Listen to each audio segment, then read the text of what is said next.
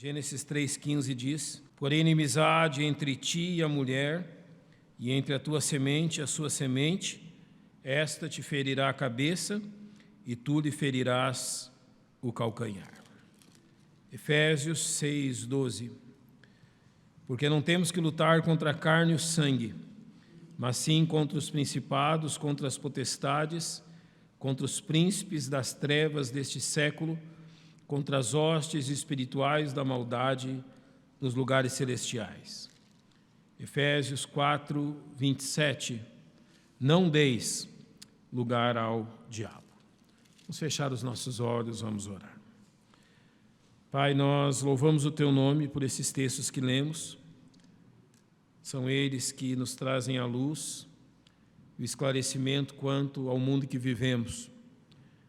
E Te louvamos, ó Deus, porque temos o Teu direcionamento, enquanto vivemos neste mundo aguardando a manifestação de nosso tão grandioso Salvador. Abençoa-nos neste estudo, nós Te rogamos, em nome dEle. Amém. Eu vou iniciar com os irmãos hoje uma série que não será muito longa, a respeito daquilo que normalmente nós chamamos, ou é chamado no meio evangélico de batalha espiritual. Mas nós não vamos seguir o mesmo rumo de que tenho visto muitos têm seguido. Infelizmente, estas questões que envolvem o reino das trevas, a própria ação de Satanás contra os crentes, têm tomado todo tipo de variação no nosso tempo. Como eu disse na escola bíblica dominical, há muitos teólogos hoje, e cristãos e até igrejas, que ou negam ou absolutamente renegam qualquer questão que envolva a existência de Satanás, do diabo e da sua ação nesse mundo.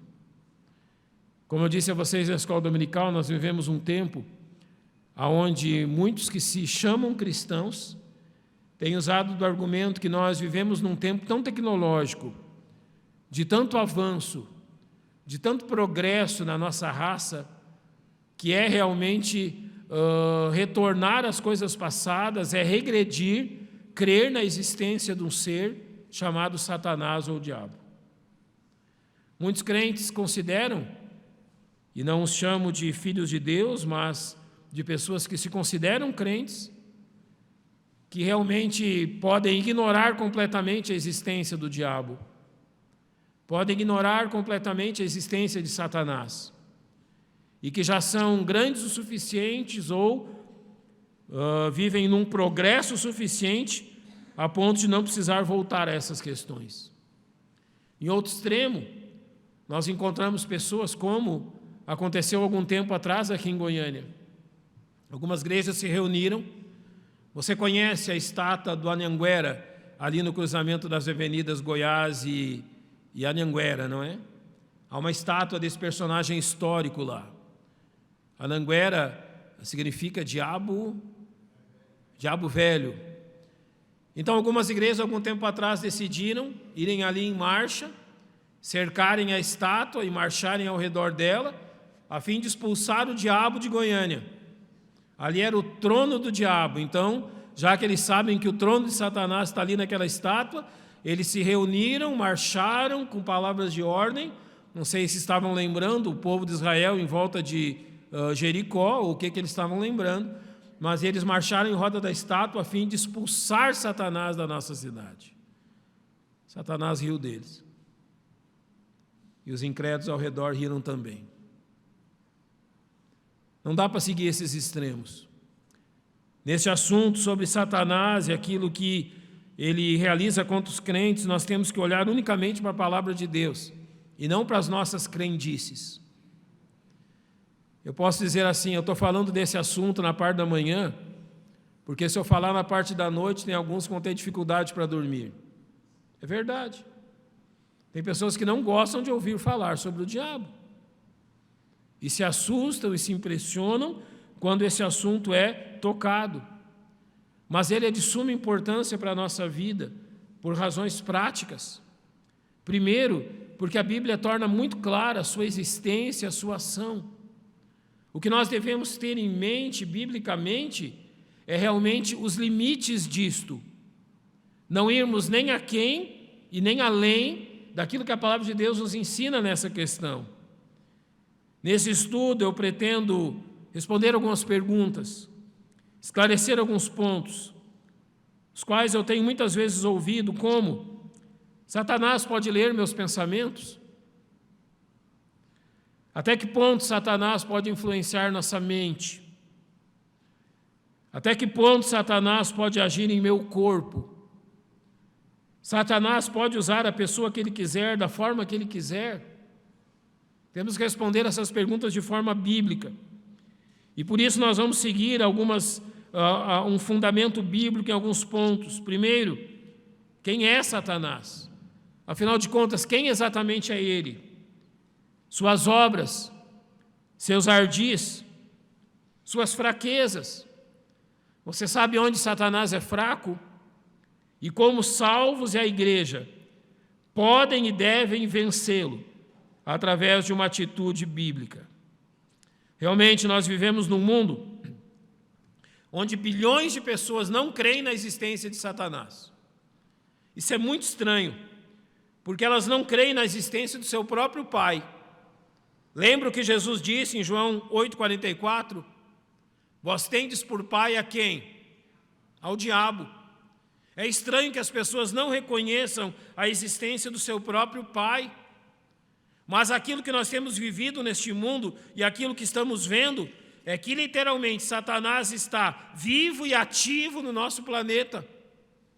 As coisas que ocorrem e o rumo que as coisas têm tomado mostram claramente a sua ação. Ele está agindo neste mundo, abundantemente. Ele está agindo nas igrejas, sim. Não ignore esse ponto. Satanás age em meio às igrejas. Satanás não teve receio nenhum de agir na presença do próprio Senhor Jesus Cristo, usando um dos próprios seguidores, discípulos e futuro apóstolo do Senhor Jesus Cristo, Pedro, a ponto de, em determinado momento, na maior crise daquilo que se seguiu a crucificação e ressurreição do Senhor, o Senhor voltar-se a Pedro e dizer: aparta-te de mim, Satanás, olha, você não está pensando nas coisas de Deus. Depois disso, o Senhor mesmo alertou a Pedro dizendo: Satanás te pediu para te cirandar. Lembra disso? Agindo claramente em meio ao povo de Deus e na presença do próprio Deus, o Senhor Jesus Cristo. Em Atos 5, nós vemos o caso de Ananias e Safira, o engano direto de Satanás sobre os membros da igreja, levando-os a mentir e a esconder aquilo que estavam fazendo, o que lhes custou a vida. Satanás não tem receio de agir no meio da igreja. Satanás não teve receio de agir na presença do próprio Senhor Jesus Cristo. Ele está agindo ativamente neste mundo. Ele não precisa dormir, ele não precisa descansar, ele é sábio como ninguém, na linguagem dos homens antigos, matreiro como ninguém, tem os seus ardis, é muito mais poderoso e sábio que qualquer um de nós, tem realmente poder para fazer coisas inimagináveis. E por que nós não devemos então observar na Bíblia? Entender o grande risco e perigo e poder maligno que nos cerca, a fim realmente de agirmos como a Bíblia tem nos dito. E o que a Bíblia tem nos ensinado? Em Efésios 6, 10 e 11 diz: no demais, irmãos meus, fortalecei-vos no Senhor e na força do seu poder. Revesti-vos de toda a armadura de Deus, para que possais estar firmes contra as astutas ciladas do diabo. Você não tem opção. Eu não tenho opção. Esta igreja não tem opção. Ela precisa lutar. Nós não temos outra opção, a não ser tomar das armas do Senhor, nos revestirmos do seu poder, a fim de que Satanás não alcance vantagem entre nós. São mais as igrejas que Satanás destruiu do que talvez aquelas que temos hoje. Se perguntarmos a cada um de nós aqui, você sabe pelo menos da história de uma igreja pelos seus ardis, ele levou a fechar as portas. Satanás não descansa em seu objetivo, na vida realmente de destruir a obra de Deus, de destruir as coisas de Deus. E isso é deixado bem claro em Gênesis 3,15, na sua razão. Porém, inimizade entre ti e a mulher, entre a tua semente e a sua semente. Contra quem é a inimizade de Satanás? Contra Jesus Cristo. E contra tudo aquilo que Jesus Cristo representa. Gênesis 3,15, mostrando desde já a mensagem do Evangelho, a semente que viria, o nosso substituto, o nosso Salvador. Deixa muito claro naquilo que Deus nos ensina, que desde o princípio haveria inimizade, luta, milícia, guerra entre a semente de Deus e a semente de Satanás. Ele lutaria contra o Senhor Jesus Cristo. Mas é dito ao final do verso: este te ferirá a cabeça, tu lhe ferirás o calcanhar. Sim, esta verdade se cumpriu no dia em que Cristo morreu na cruz do Calvário. Ele derrotou Satanás e o seu poder. Mas não podemos ignorar aquilo que o texto diz: e tu lhe ferirás o quê? O calcanhar. O Senhor está falando com a serpente, está falando com o próprio Satanás. Está dizendo aqui que a sua cabeça seria ferida, mas ele feriria o nosso calcanhar. E é isso que ele tem feito durante todos esses séculos. Ferido o povo de Deus, lutado contra o povo de Deus. Ele odeia Jesus Cristo, e ele lhe odeia porque você pertence a Cristo. Não se engane, você é odiado de Satanás. Não se engane. Se Satanás pudesse, se Deus o permitisse, nenhum de nós estaria aqui. Nós estamos aqui unicamente pela intercessão daquele que venceu Satanás, Jesus Cristo. A única razão de estarmos vivos é Jesus Cristo. Se Satanás pudesse, já teria destruído essa igreja há muito tempo.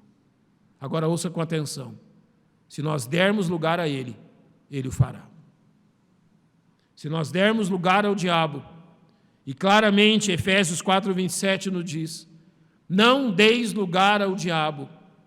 Se dermos lugar a ele, ele fará o mesmo conosco, como já fez com tantas outras igrejas. Sabe, uma das razões principais desse estudo, uma das razões principais porque vamos tratar deste tema, é que tenho percebido no aconselhamento, na vida, no andar com a igreja, que nós estamos dando lugar ao diabo mais do que deveríamos. Não deveríamos dar lugar nenhum a ele, mas estamos concedendo a ele terreno, o que é perigoso. Estamos concedendo ao diabo espaço em nossas vidas, o que é tenebroso. Estamos permitindo que ele, com seus ardis, com seus enganos, com a sua falsidade, ocupe lugar em nossa vida, que sai em nossa igreja. E isso é o maior perigo que um crente pode passar nesse mundo. Não deis lugar ao diabo, é algo sério. Não deis lugar ao diabo, é algo de vida ou de morte.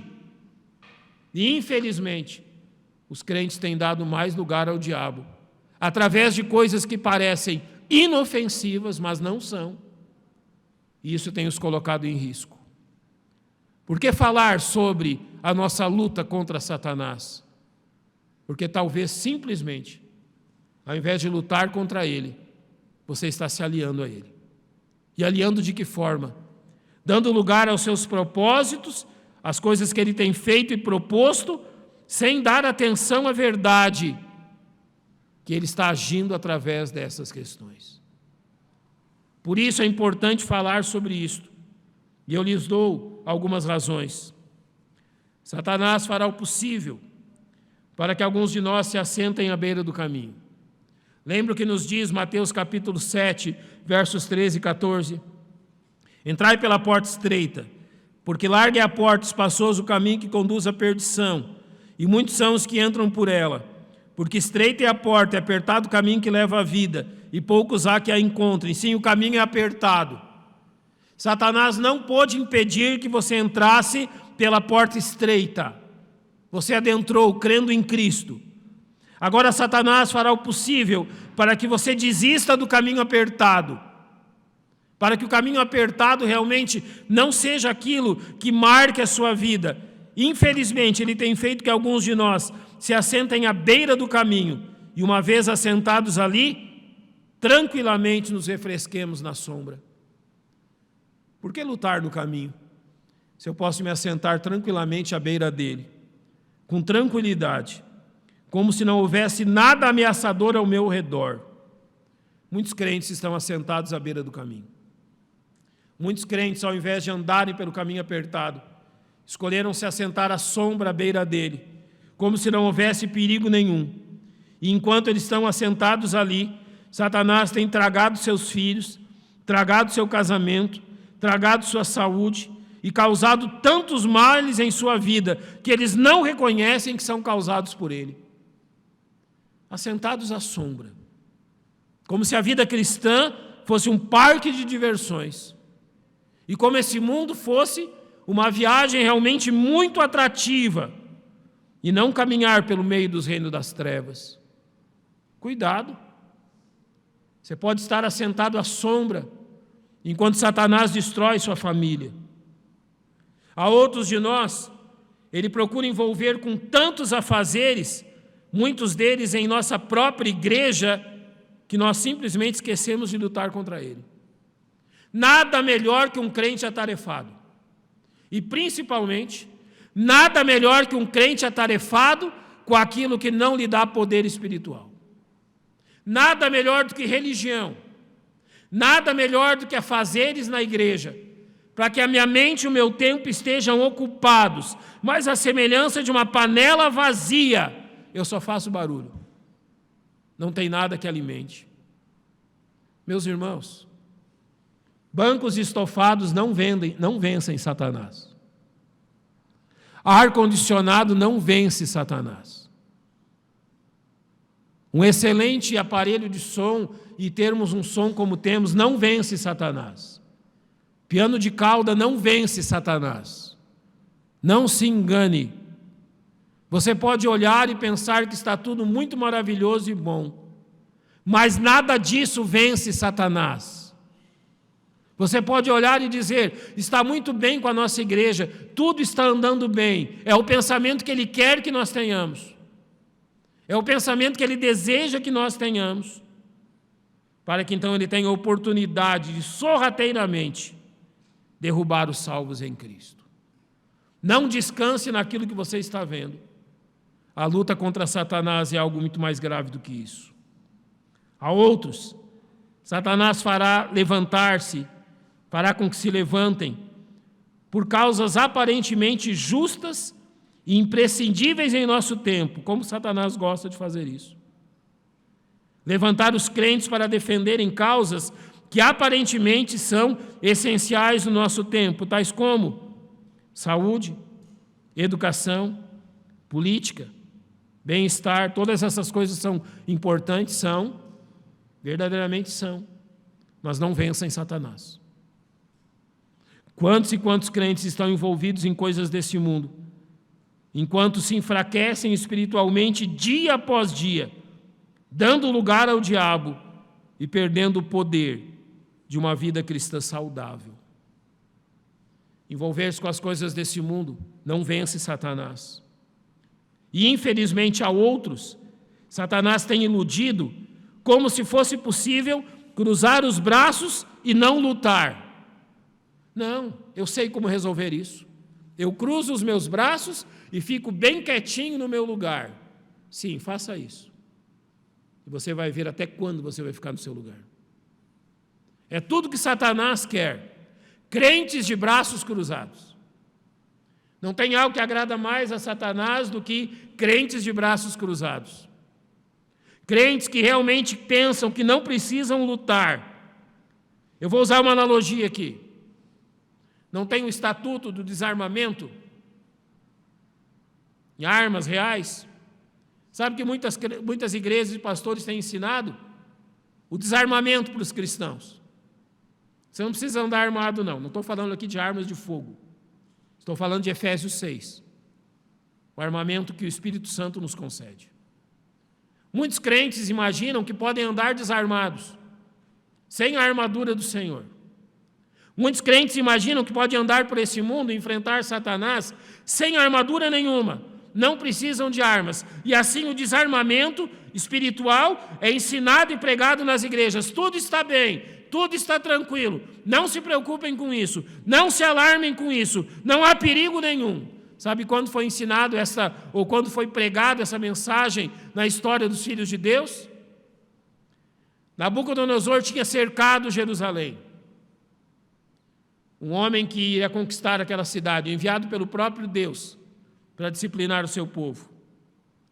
Os falsos profetas colocaram-se diante do povo, gritando assim: paz, paz, nada vai acontecer a este lugar. Esta é a cidade de Deus, este é o templo de Deus, este é o povo de Deus, que carrega a marca de Deus. Esses ímpios jamais entrarão pelas nossas portas. Esses ímpios jamais entrarão na possessão de Deus. Jeremias disse para eles assim: vocês estão loucos. Vocês estão pregando de paz onde não tem paz. Vocês estão pregando de paz onde não existe paz. O inimigo está à porta, pronto a devorá-los, e vocês estão pregando que tudo está bem. E ele se volta ao povo e diz: aquele homem que está lá fora, ele vai entrar aqui dentro. Ele vai matar vocês, vai levar cativos os seus filhos, vai destruir esse templo, vai destruir os muros dessa cidade, vai pôr fogo em tudo. E quem ele não levar para a Babilônia, ele vai matar aqui mesmo. As pessoas riram dele. E foi isso que aconteceu.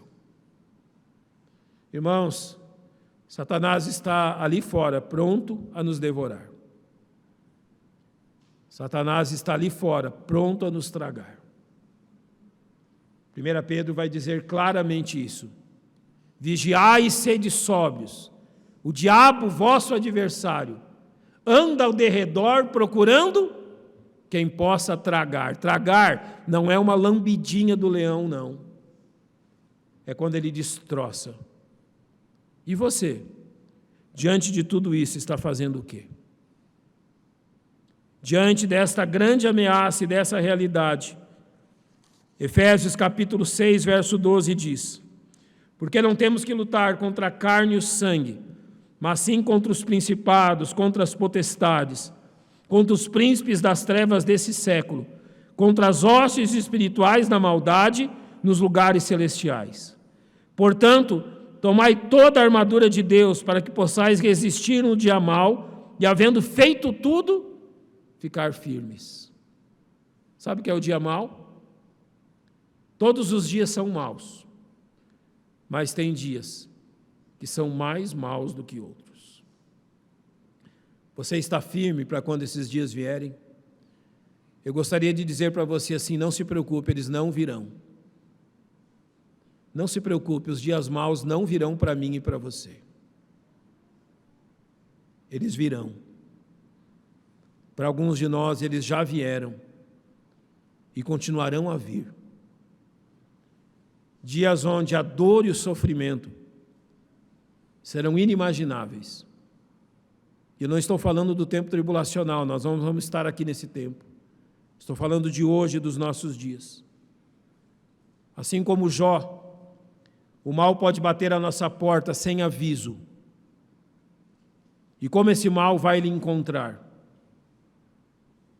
Como esse mal vai realmente encontrar você e a sua vida e a sua família? Firmes no Senhor e lutando contra Satanás ou de braços cruzados? Depois não sabemos porque tantas vidas cristãs têm sido derrubadas e destruídas. Dão lugar ao diabo e não se apercebem dos seus ardis. Nos próximos domingos pela manhã, eu quero observar com os irmãos o que Deus tem a nos ensinar a respeito disto. Hoje, eu dei a justificativa por que fazer isto. Um exército numeroso, ativo e cruel nos cerca. Uma batalha contra inimigos invencíveis está ao nosso redor.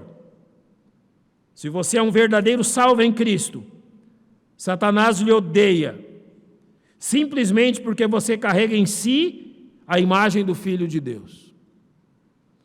Você é um salvo. Não há como fugir. Prepare-se. Esteja atento. Se você acha que tudo isso não tem razão nenhuma de ser dita, infelizmente o tempo e as circunstâncias lhe demonstrarão que você está errado. Então dê ouvidos a isto. O Senhor permitindo, nós vamos seguir uma sequência, falando de Satanás, falando dos seus ardis, falando de suas fraquezas e quais são as atitudes que um cristão deve tomar, a fim de não dar lugar ao diabo. Que Deus nos abençoe nesse propósito e nos permita que domingo que vem nós possamos continuar nessa questão. Feche os seus olhos, vamos orar.